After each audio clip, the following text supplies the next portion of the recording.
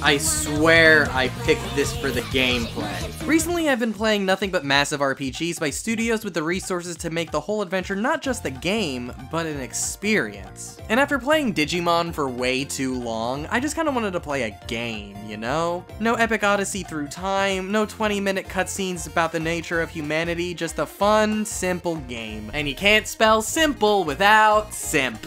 The Shantae series has been on my radar for a while now, and the thing that actually pushed me to pick it up was the fact that so many people on my Discord requested it. Metroidvania is such a simple genre to get right. Give me a map, give me a fun character, give me an objective, and I will keep myself busy for hours, scouring the entire world for goodies. As much as I love seeing the characters I am playing with have arcs and growth through the game, it feels equally as good to just say fuck it and play a game that doesn't ask you to invest your next month into it. Shantae isn't exactly a new series, but it has grown in popularity within the last few years. Way Forward started the series on the Game Boy Color all the way back in 2002, a year after the Game Boy Advance was already on store shelves. Since Way Forward is mostly a developer for hire, they had to fund the project themselves, and since it sold super poorly, it took nearly 8 years to get another title. Since then, the series has seen more frequent entries, with the developers always finding time to let their Half-Genie girl shine despite the numerous projects that they always have in development. So I was getting ready to start playing Shantae Half-Genie Hero when a trailer came out for a new game in the form of an animation by Studio Trigger.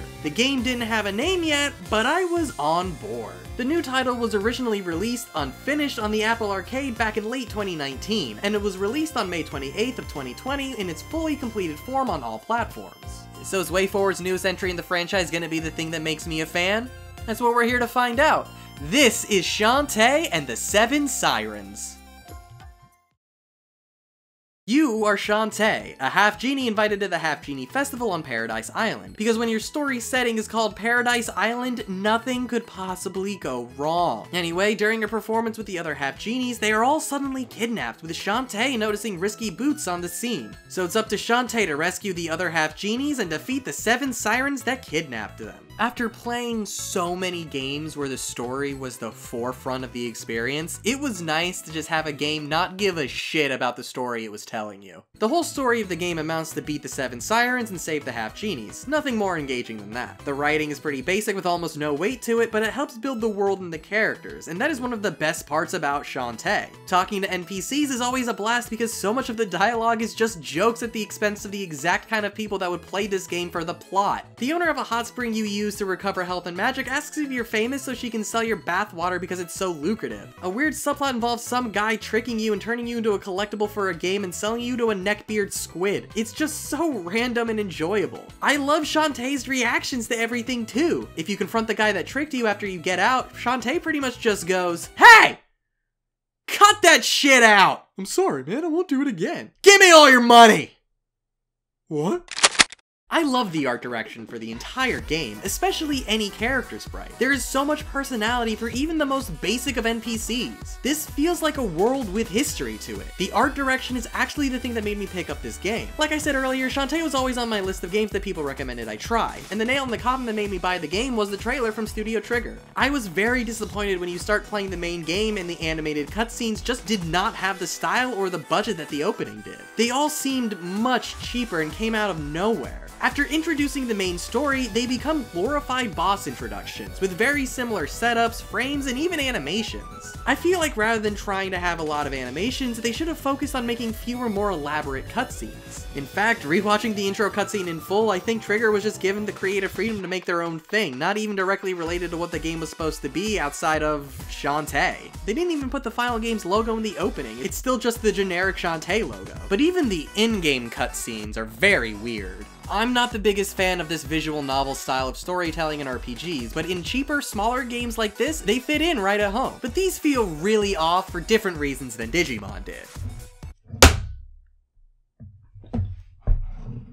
Like, some lines are fully voiced, some lines have part of the dialogue voiced or just say the wrong thing, and some just aren't voiced at all, and they're all mixed together. I tend to skip the spoken dialogue, not realizing the voice acting was going to appear. Everyone gives a great performance, but it's like the game just doesn't want me to hear them. I will fully admit I knew next to nothing about the Shantae games, minus the fact that they were Metroidvanias. When the game started and I was introduced to the wonderful art direction, I was hooked. Metroidvanias are some of my favorite games to just turn off my brain and play because it's just a giant world to explore, but Shantae's world just isn't that fun to go through. After hearing such amazing things about the franchise, I hate to say that I'm kind of disappointed by what the game has to offer. Like, don't get me wrong, I enjoyed playing it, I just expected more from it from the praise I was hearing. This is the 5th game in this franchise, and there's so many small details that make it seem like it was the studio's first time working with the genre. This has been one of the weirdest games for me to write about in a long time, because it's not that I didn't have fun playing the game, but I also just don't have much positive to say about it. I understand that the Shantae games are made on WayForward's own accord, so they never have that much money behind them. But there's some basic things a Metroidvania should have that just aren't here. Shantae's world is absolutely massive, and usually that would be praised in a Metroidvania, but Paradise Island just isn't that interesting a location. A lot of the areas just sort of look the same, and it got hard for me to remember where I was a lot of the time just running through it. I look at the map and I love that it uses different colors to differentiate the different areas, but in those areas, so much just looks the same. Usually this isn't an issue because you could always look at the mini-map to help figure out where you are, but this game doesn't have one. There are no landmarks on the map to help guide me to a new entrance. I have to constantly check the map to make sure that I'm going the right way. And the warp rooms are in some of the weirdest parts of the map, too. Towns aren't in logical places that I would want to warp to on the map, and if you just so happen to find one through exploration, the location just comes off as kind of random? Unless the path is extremely obtuse, I tend to just go through the world and ignore it. Most of my favorite Metroidvanias tend to bring some sort of RPG system that give you some form of growth as you're going through the world.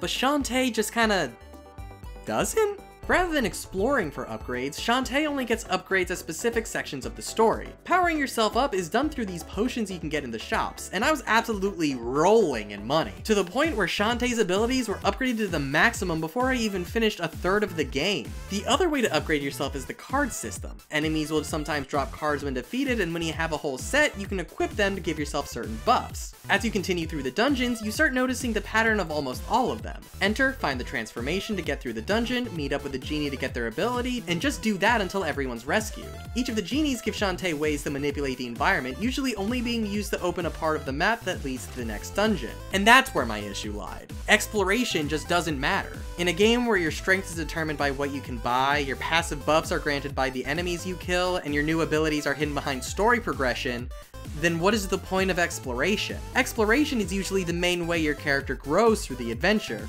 whether it be by leveling up or finding new items. Then you take your newfound powers to places that you've been before to see if there are new pathways for you to explore that could lead to new abilities in their own right. Even if they end up being useless, you still found something on your own. Freedom in building your character is usually the main form of player expression in a game like this, but Shantae just doesn't want to make that rewarding. The linearity of this game is the thing that ruins it. When given a new ability, you should be wanting to backtrack through the map to see what points you can use it and discover new areas. But instead, the developers just placed objects that you can interact with in random rooms. Occasionally you'll find an extra heart, but more often than not you'll just find a gold nugget, an item that you can trade with random NPCs for, a card based on one of the Seven Sirens that gives you a more substantial buff. But I was already comfortable with my build, so I didn't really want to go out of my way to find them.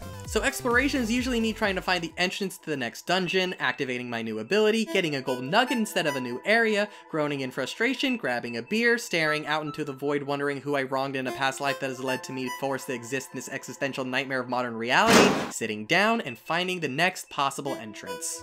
I think if this game were smaller hubs or straight up linear levels, this could be a lot more fun. The dungeons in this game are when it shines the brightest. The level design is super tight and fully based on your current abilities. They can tailor the experience knowing exactly what arsenal the player has, and that approach to the level design just isn't put into the main hub world where they want pretty much everything to be accessible to the player at all times. Sure, you can find shortcuts, but do you know how infuriating it is to find a shortcut that you can't access so you're forced to go around it? Shantae and the Seven Sirens is a game I tried my hardest to love, but just couldn't. It has the presentation, the charm, and the basic gameplay to draw you into the adventure, but the overall game design doesn't lend itself to the strength of its own gameplay. The art, the writing, the characters, the world, I love everything about Shantae, minus the game behind it. If exploration feels tedious in a Metroidvania, then what is going to keep me wanting to play? Seeing the intro animation by Studio Trigger makes me want to see more of this world, but explored in a different avenue. I could see this cast and world being a great avenue for a stylized anime series. It's like begging for it. I can see the potential that this franchise has, and I do want to revisit it to see if any of the games take advantage of the gameplay loop rather than being somewhat segmented from it, like in this game. I don't know when I'll revisit the Shantae series, but I definitely will, and you can be notified when I do by hitting the subscribe button and knocking that little bell so it goes ringy-ding. And while I have you here, please like the video down below and watch some of my other videos by clicking this playlist right over here. Thank you guys, and I'll see you next time. My arm's doing a weird thing, so I'm just gonna